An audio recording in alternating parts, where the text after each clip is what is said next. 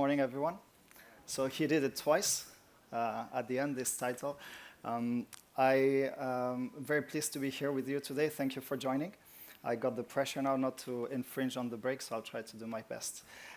What I want to talk about with you today, if we could have the slides, is show you how, first I think I'll say a few words on the organization, because sometimes it's a little bit obscure for people and not everyone has the same view of what we do, so I'll say a few words on this.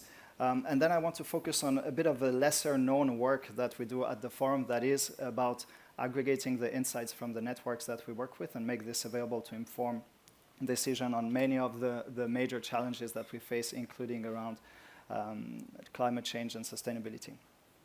So when I say World Economic Forum, I think that's very often what comes to mind to people. It's a place, it's Davos. Yes, it's great. We go there in January every year. It's an important time for us during the year. We set the agenda for the year ahead there every January. But this is not who we are and what we do. It's just one of the things that we do. I think the best image to show who we are and what we do is this one. And the best word, if there's only one word I should pick, would be multi-stakeholder.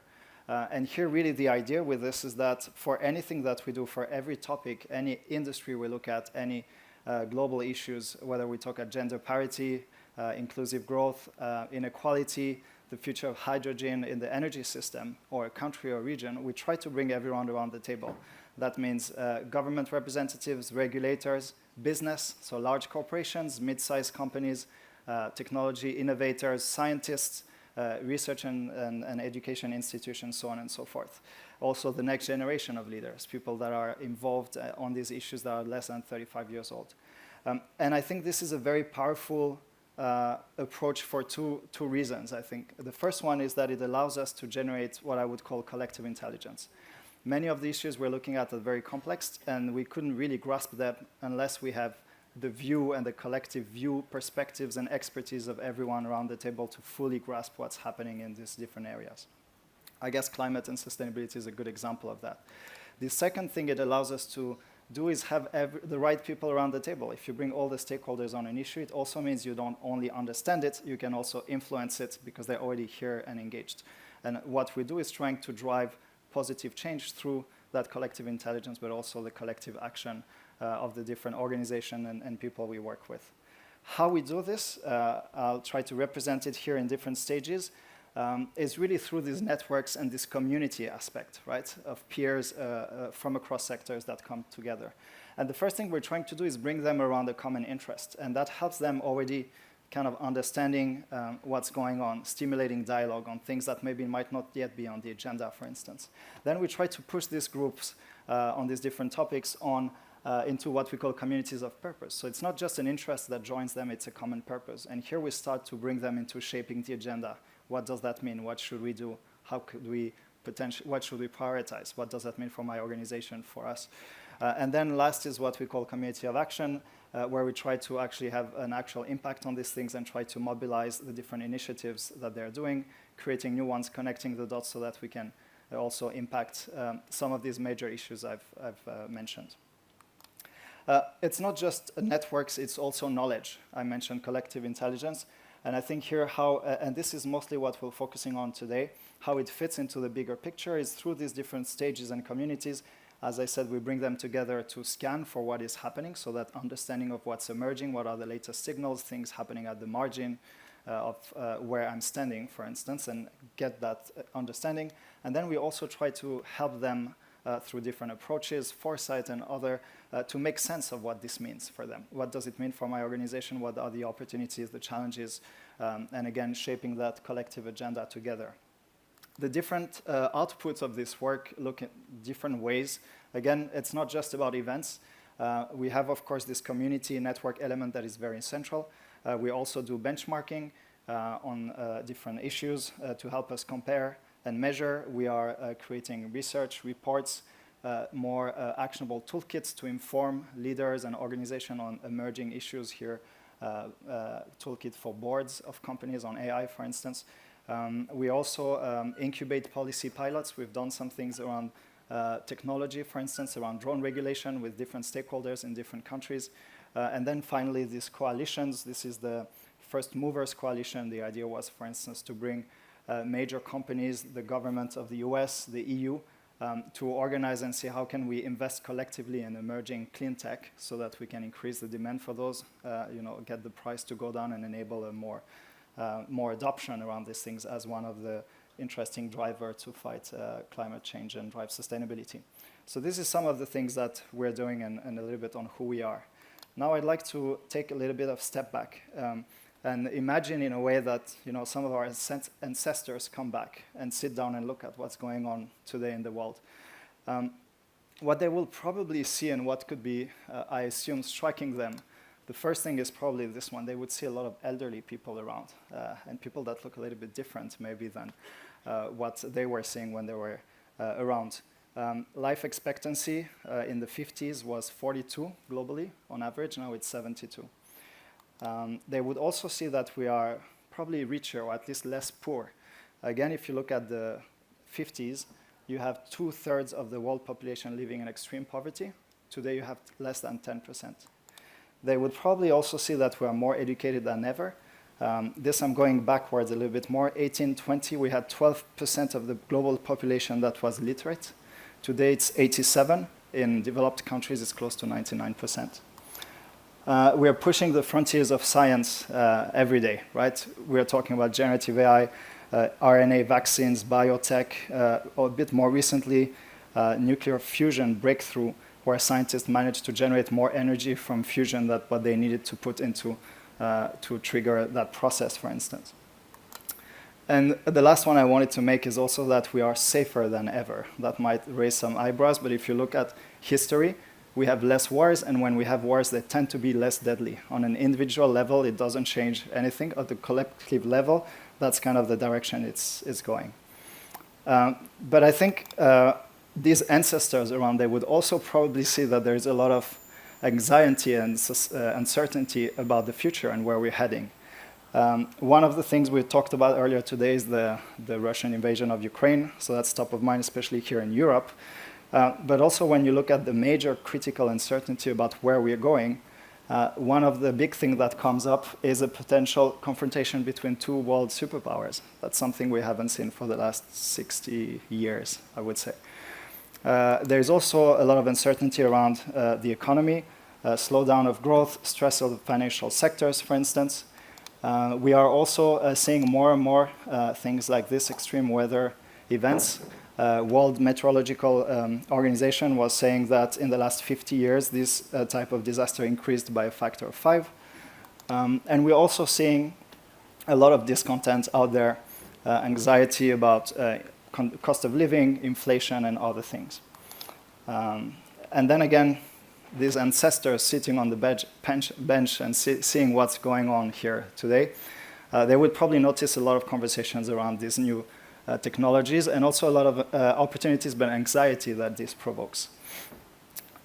So the point I'm making here is that we are at a kind of critical juncture and crossroad. The question is, we've done a lot, we've moved a long way. You've seen some of these figures. The question is, where do we go now, right? And this is not set in stone, we don't know, and it will mostly depend on how we are managing these type of trends and shifts and how we can kind of drive them in the right direction, and this mostly depends on us collectively as a society. I was talking to some of the quite well-known futurists and people who've spent a life thinking about the future. And they were saying that based on the work that they're doing on all of these trends, something that is very clear is that the world of the 30s, this is 6.5 years, in 6.5 years, it's not in 20 years. The world is likely to look very different to the world we know today because of all of these different big shifts intersecting and not really knowing how they will turn out. And actually, our ability, they were saying that our ability or failure to deal with climate change will actually define the next 50 to 100 years, probably more than that. Climate change was one big thing. The other thing that came out is what happens between the US and China. And the third one was around what happens around AI. But today we'll focus on this one. What also come out in many of the conversations that we're having at the forum on these issues is that what adds to the level of uncertainty is that our organizations, generally speaking, across sectors are not really set up or fit for purpose to deal with this context, right? And the way we operate in these organizations is not really helping. Sometimes it's even hindering progress and change. Some examples still have quite big silos in education, in organizations. If you look at the international scene and international systems, siloed mandates, turfs, also what's happening online, a lot of echo chambers. That means most of us inform ourselves through these bubbles, right? So we are kind of getting biased information very often. And this is not really helpful when you think about now being in a critical juncture where we should be able to maximize the opportunities coming from the shifts and minimize the threats that could emerge from this, and setting up for a future that would be even better than the one we're in right now. The question is, what does it mean for business? And here I'm just bringing a few data points. Here, first one from a recent survey, 75% of CEOs believe that they will see declining growth during the next year. There's a lot of daunting short-term challenge, and this is leading to shorter planning cycles. So what you see, at least in the business, is that you have this kind of crazy world out there, but then people tend to be focusing on the here and now, right? When we should potentially be looking at the bigger picture. What also came out in that survey, and it's referenced here from PwC, is that 40% of CEOs that were interviewed believed their business will not be economically viable in the next 10 years. That means that they need to be deeply transforming their organizations, right? We heard a good example for those of you who were here this morning from Holcim, for instance, how they're seeing this and how they're trying to transform. And that also makes the point stronger for changing the way you operate, who you are, what you do, and kind of rethinking the whole organization. It's not just about compliance, it's about longer-term change. And what's interesting here also is that in these conversations we're having on the platform, at least the forum, is that there's also a lot of interest in seeing sustainability in a way as a vector of transformation, right? So there's an opportunity to deal with what we saw before that is one of the biggest challenges, but also to help us rethink how we operate as organizations through sustainability. The context for business is this one, building on another survey, is that people are seeing business as the most competent and ethical of all institutions when it's compared with government, with civil society organizations, and media. They also want business to do much more on societal issues, including on climate change. So there is an expectation, there is a need. There's also a risk that is appearing politicized when addressing societal issues. So there is a need. People are pushing for business to be more active and taking actions, but it's also tricky and needs to be thought through and done in a specific way. So now I'd like to kind of bring back of where I started with this idea of the forum and how we are trying to support organization in this context where transformation is needed, when there's a lot of opportunities out there, but also a lot of challenges, and building on what I was saying before. So the first thing on the knowledge side we're trying to do is really to help with constant scanning of what are these emerging issues, whether you're looking at technology, climate change, governance, any of the topic, you can name them, specific industries, specific countries, and help with this collective intelligence. Our partners, the businesses that work with us, get a grasp on what's emerging and what should be on their radar. We're also helping them making sense of what this means, right? It's one thing to see what's happening, the other one is to think it through and understanding what are the opportunities, having the ability to anticipate and prepare for what this could mean in the future. We mobilize a lot of approaches around strategic foresight on this. And then there is the aspect of acting on it, where we bring this into the coalitions and the initiatives that we do, where we actually engage people also on that knowledge and try to use it to shape these initiatives. Another thing that is important, I would just add here as the wider context in which we operate, we call it stakeholder capitalism. You could call it in different ways. I think here, really in everything we do, we're trying to push this idea that companies should seek long-term value creation by taking into account the needs of their stakeholders, not just shareholders. And again, here, having everyone around the table help them do that and take this into perspective. So now I'll just focus for a few minutes on the work that I said before is a bit less known, maybe from what we do, and on that knowledge piece, on how we try to support understanding, monitoring, and also drive change through knowledge. And what we've done with strategic intelligence is basically trying to aggregate that collective intelligence in one place, organize it in a way that helps scanning and understanding connections between different issues, and make it available to our partners, not just the CEOs, but everyone in these organizations. This is how it looks like. You have access to it if you want. Also, we have a free version out there. It's called Strategic Intelligence. We're mapping out change signals across different issues that you can see here. We cover different portfolios from industries, environment and sustainability, science and tech, and many more. So here you could see an example of some of the issues we heard about Antarctica before. You could take a look at what we have on climate change. The idea is really to give you a 360 view of what is happening in this space, understanding what is changing, what is shifting, what is top of mind, really building on these networks we have of experts, business, government, partners, so on and so forth. Getting that 360 view briefing on any of the issues we target, going deeper with reports, analysis, videos, a way to visualize some data sets that we work with. Let's imagine I want to understand and visualize better the impact of increase in temperature on sea level rise. You could, for instance, play around with some of these things here. You would see what happens with 1, 2, 3, 4 degrees in Florida, in different regions of the world. Here, for instance, in the region of New York. Even with 1.5 degrees, you're already in a situation that doesn't look very good. Here is Shanghai in China. And around here, I don't know if we would be with our feet in the water or not where we are right now, but this was London. What you can also do with this is, as I mentioned before, going deeper into different type of knowledge and analysis that we aggregate, understand what are the events that we have that you could join, that talk about many of the issues that are being discussed in this event. Also map out who are some of the people that are experts in that space that I could partner with to help me kind of move forward on these different issues. We're doing this, I showed climate, but again, on many different areas. Industries here, you could see the different industries that we are mapping: aviation, automotive, agriculture, food and beverage, others, science and technology, for instance, also as another major one where very important to pick up some of the latest signals and what is evolving and happening in this space. And finally, this also, we have some special collections on emerging technologies where you could see also things like flexible batteries, sustainable computing, and others.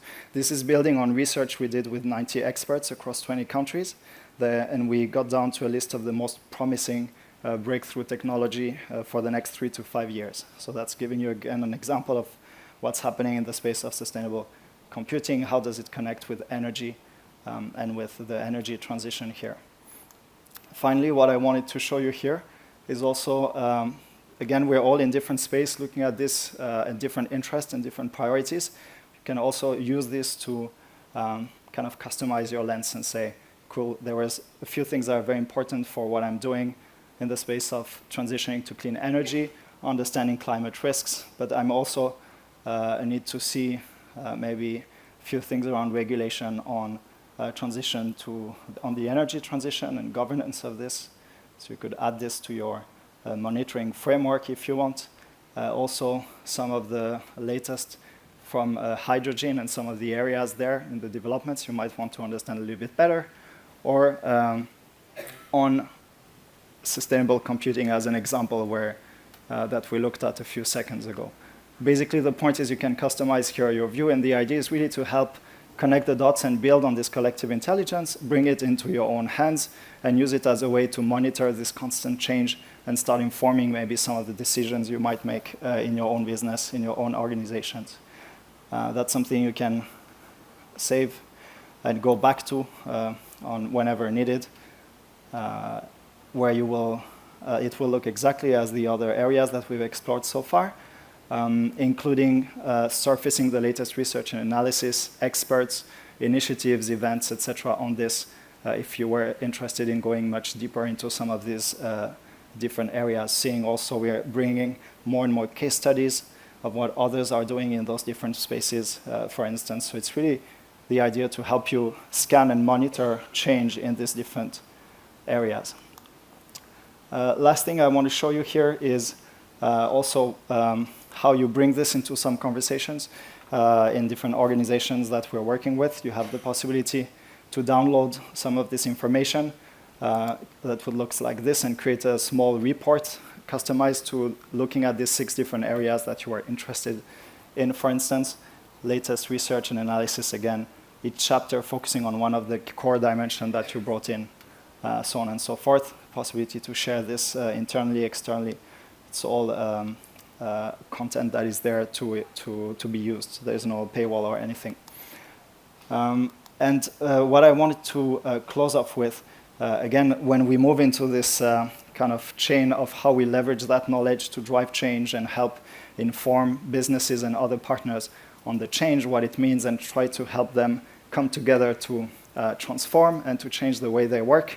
We're also consolidating many of these trends, these signals and developments into our research. And I was mentioning foresight. We do a lot of long-term kind of thinking and research building on those trends. A few examples: Global Risk Report, Future of Climate and Trade, Technology Futures, just as a few examples.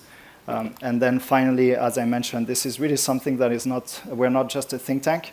We're also mobilizing this network and we work with them. And these organizations building on this information bring this to drive these dialogues, these coalitions of actors on different issues that could lead to something like the First Movers Coalition I mentioned before, and other.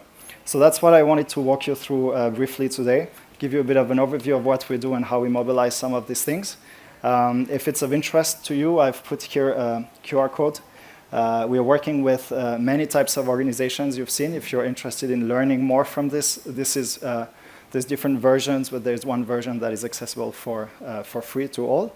And then, of course, there's the possibility to engage your organization further and start to be part of these initiatives and using them to help drive change within your organization, but also collectively to join up with the other partners we work with to impact some of these areas.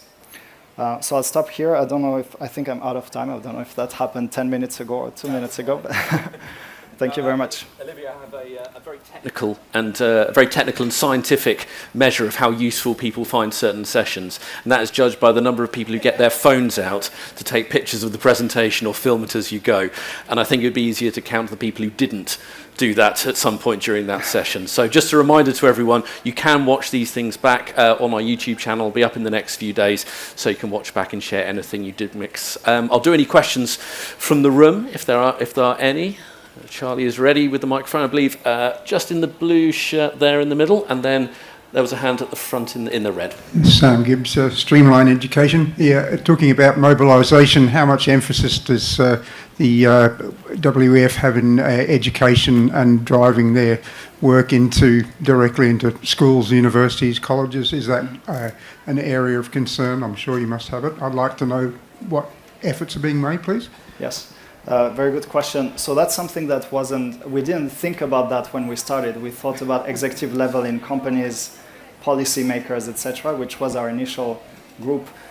We made it public a few years ago, and the group you're mentioning is actually one of the core audiences that appeared to us using this. So we've been hearing a lot of stories of teachers at different levels, from university all to primary school, who are leveraging this in different contexts for different courses. And making this available to their students. You might have heard of IBO, International Baccalaureate Organization, for instance. We worked with us to help us map out some of these use cases and make them available for others who would be interested in learning from some of those teachers who've done that. So it kind of emerged. It was not thought through and planned, but we're very happy to see this as one of the use cases, yes. Thank you. I think there was a question at the front in the red. Thank you so much. I'm really excited to see this. Laura Fairley from Save the Children. I'm curious to hear your personal opinion on, it seems like there's a huge amount of sort of evidence-based solutions that can come out of the work that you've done.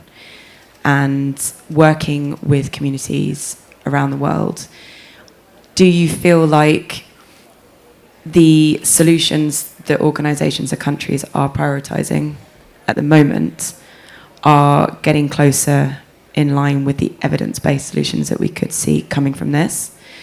Or are you concerned that there is still a heavy focus on sort of the typical greenwashing, marketing-based solutions that might actually cause more harm than good, such as the tree planting in indigenous communities versus something might be a bit more boring but could have a huge impact? Mm-hmm. Yes. The truth is I don't know. I can't say. What I see is that, and we were talking about this, I think, earlier today in other sessions. For me, I would say the date where things changed was 2020. For some reason, we have these big events in January where we have the biggest companies and governments and everyone around the table in Davos. And that's the first year where sustainability and climate really became, I would say, central to this gathering. It was there for a long time before, but suddenly really emerged front and center. So I think that's the first thing I would say. Then I think what we heard also earlier today from Olsim is also something I see more and more, is that whether or not it's for the good reasons, there's really this people being scared of being accused of greenwashing. So I think the pressure is much higher than before. I'm sure we all know it still happens. So I think there's a lot of different cases out there. I couldn't say if there's more and less, but I think what's interesting is that it's becoming a major risk. So I think the stakes are higher. And I don't know if it's worth just staying at that level, although I know it still happens, right? So I don't have a response to that, but that's a bit what I'm seeing, I would say, from where I'm standing. Thanks. Okay. Thank you very much, everyone. And we'll have a warm round of applause for Olivier, please.